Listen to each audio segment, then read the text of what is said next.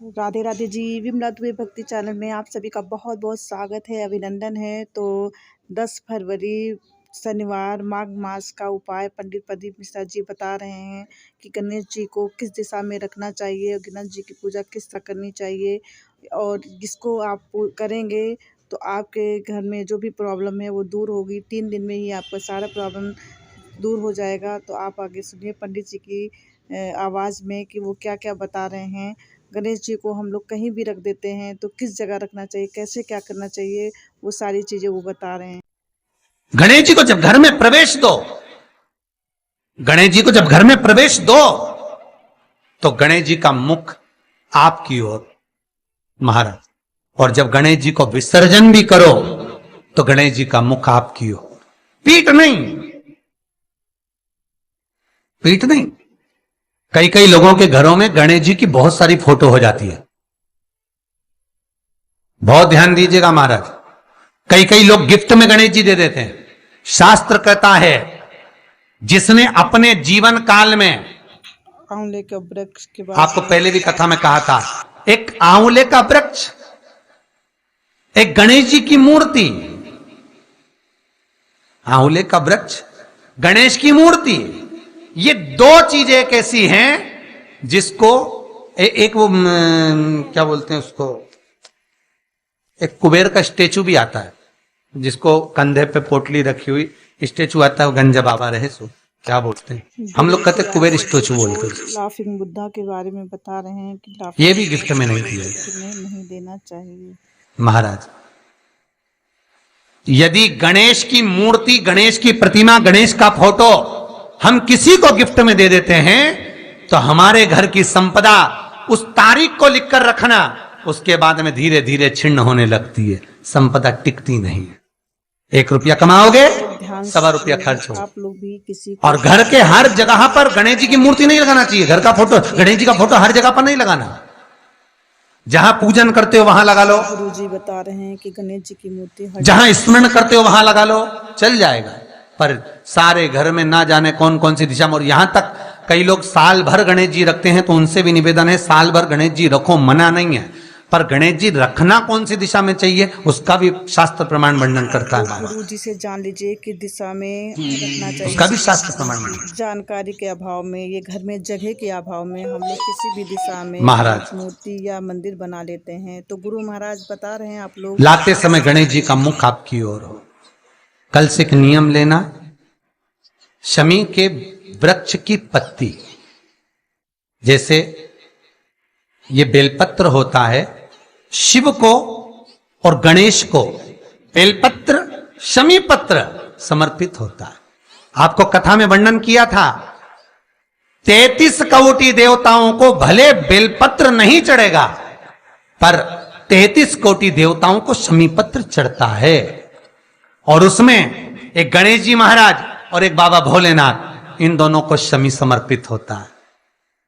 भोलेनाथ और गणेश जी को शमी पत्र समर्पित होता है। महाराज आप लोग ध्यान से जान लीजिए, पत्र कथा में पहले भी वर्णन किया, आज फिर आपको पूरा विस्तार से आप लोग सुने ताकि अच्छे से जान सके। ये शिवलिंग है, समझ लेना बहुत अच्छे से। जो आपको करना है रिद्धि सिद्धि पाने के लिए, संपदा को बढ़ाने के लिए, ये शिवलिंग है, ठीक है।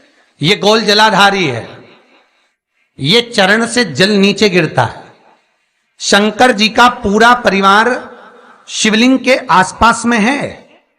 शंकर जी की 5 लड़कियां जो ऊपर से जल नीचे गिरा रही हैं, जया, विषहरा, शामरी बारी, दोतली और देव, ये शंकर जी की 5 लड़कियां जिनका नाम लेकर सोने से रात्रि में नींद अच्छी आती है।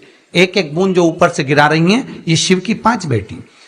जहां से जल नीचे गिरता है, शिवलिंग का जो जल नीचे जाता है, उसके राइट भाग में गणेश जी का स्थान, लेफ्ट भाग में कार्तिकेय का स्थान, बीच में शंकर जी की सबसे छोटी लड़की अशोक सुंदरी का स्थान। शिव महापुराण की कथा कहती है, और गणेश चरित्र अपन श्रवण कर रहे हैं, और कल से चतुर्थी लग रही है।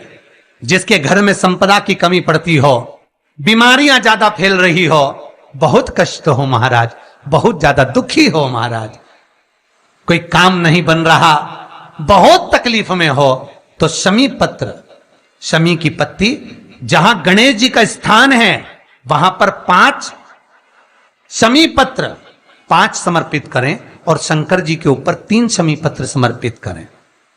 बहुत ध्यान देना, 5 शमी पत्र जहां गणेश जी का स्थान है शिवलिंग में वहां समर्पित करें, 3 शमी पत्र शिवलिंग के ऊपर समर्पित करें। 1 शमी पत्र शंकर जी की चौखट पर लेफ्ट भाग में, जाते समय आपका उल्टा हाथ, जब मंदिर से निकलो तो उल्टे हाथ पर लेफ्ट भाग में शंकर जी की चौखट पर समर्पित करें 1 शमी पत्र।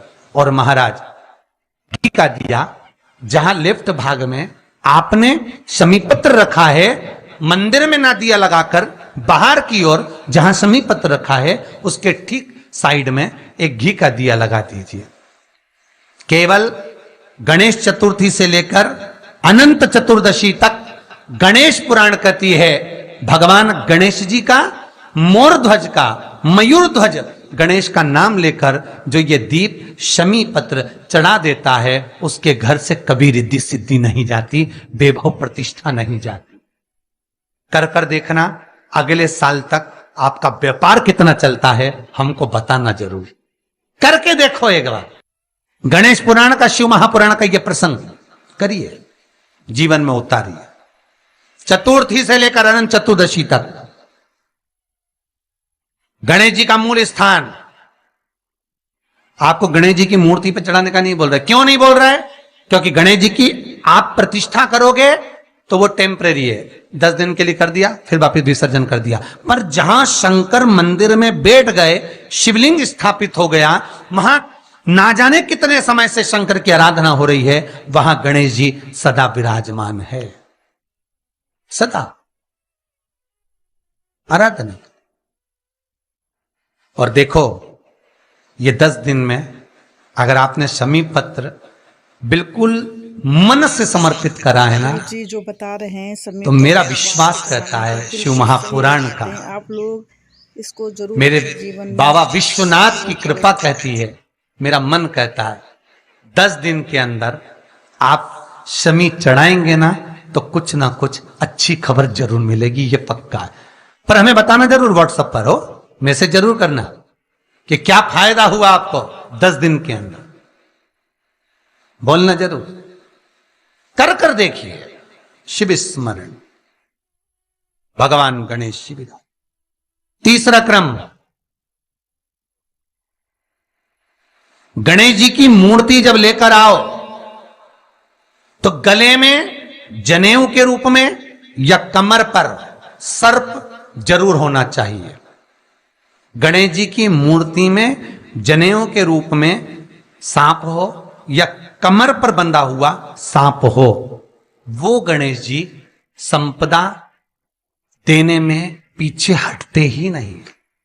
गणेश जी की मूर्ति में कंधे पे जनेऊ के रूप में सांप हो या पेट पर, कमर पर सांप बंधा हो, वो संपदा देने में कमी नहीं रखी, अपार संपदा।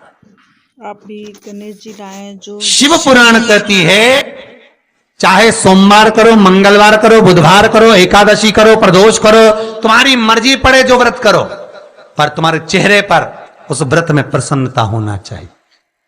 अगर चेहरे पर प्रसन्नता नहीं है, भगवान उस व्रत को स्वीकार नहीं करता।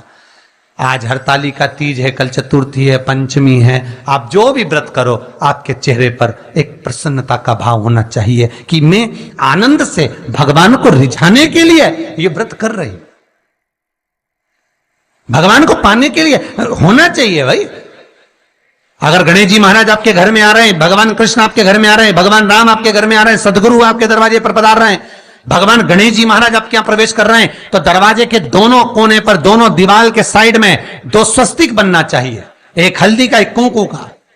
और स्वस्तिक बनाकर जब गणेश जी प्रवेश करें आपके घर के अंदर, तब 2 घी के दिए दोनों ओर जलना चाहिए रिद्धि सिद्धि के लिए। तब प्रवेश मेरे गणेश जी महाराज, सीधा चरण अंदर रखकर प्रवेश करिए और गणेश जी की स्थापना करिए। और स्थापना के समय पर 2 बिंदी, जहां गणेश जी बैठे साइड में कोई दीवार हो तो एक हल्दी की, एक कुंकू की बिंदी जरूर लगाएं। क्यों? जब आखिरी दिन हम अनंत चतुर्दशी के दिन गणेश जी को जब विदा करें तो ये रिद्धि और ये सिद्धि, ये कुंकू और हल्दी की बिंदी नहीं, ये रिद्धि और सिद्धि हैं। बहुएं हमारे घर में रह जाए, भले बेटा काम पर चले जाए। क्या होता है, रिद्धि सिद्धि हम साथ में गणेश जी के विसर्जन कर देते हैं। अगर बिंदी नहीं लगाते तो रिद्धि सिद्धि गणेश जी के साथ चली जाती है। अगर 2 बिंदी हमने दीवार पर लगा दी तो वो रिद्धि सिद्धि घर में रह जाती है, गणेश जी जरूर विसर्जन हो जाते हैं। उसको रखो। ओम शिवाय नमस्तुभ्यम। आपको ये वीडियो अच्छी लगी हो तो ज़्यादा से ज़्यादा शेयर करें, लाइक करें, कमेंट करें और बेल आइकन दबाना बिल्कुल भी ना भूलें। नेक्स्ट वीडियो में फिर मिलते हैं। तब तक के लिए नमस्ते, प्रणाम, जय माता दी।